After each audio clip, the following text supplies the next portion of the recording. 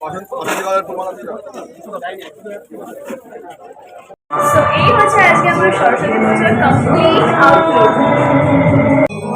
জয় জয় দেবী চরাচর সারে উঁচু যুগ শোভিত মুক্তাহারে।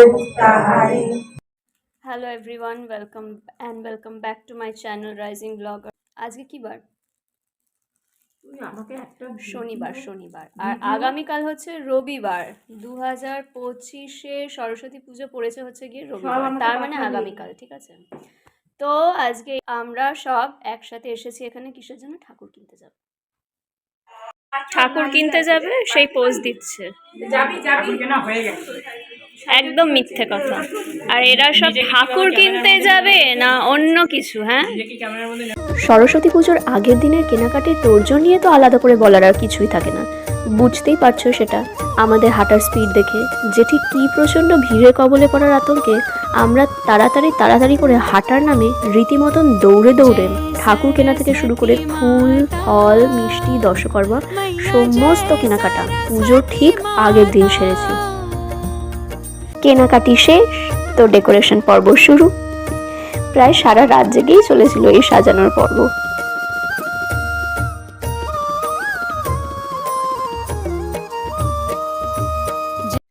নাও আই এম অলমোস্ট রেডি অঞ্জলি দিতে যাওয়ার জন্য। সকাল সকাল পুজো হচ্ছে আমাদের আজকে এখানে। আর যেহেতু এত সকাল সকাল পুজো হচ্ছে, মানে প্রায় 8টার মধ্যে ঠাকুরমশাই চলে আসবে, তাই এত সকাল সকাল মানে শাড়ি পরা মেকআপ করা হয়ে উঠবে না, ইম্পসিবল।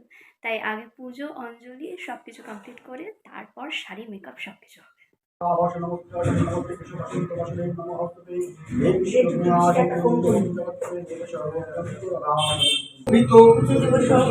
মুক্তাহারে বীণা পুস্তক রঞ্জিত হস্তে ভগবতী ভারতী দেবী নমস্তে এস সচন্দন বন্ধ বিল্ল পুষ্পাঞ্জলি।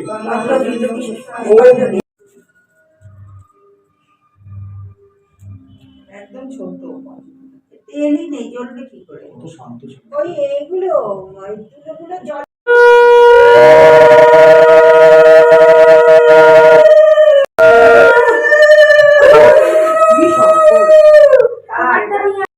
জল মরুবম।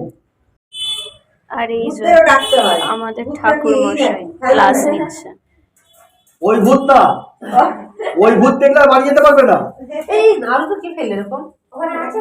হ্যাঁ, কোথায় আছে ভূত? দেখ কথা মনে রাখবি, যদি পজিটিভ থাকলে নেগেটিভ থাকবে। এই দেখ না দেখ মাথায় শিং করলে কেমন রাগটা ধরে।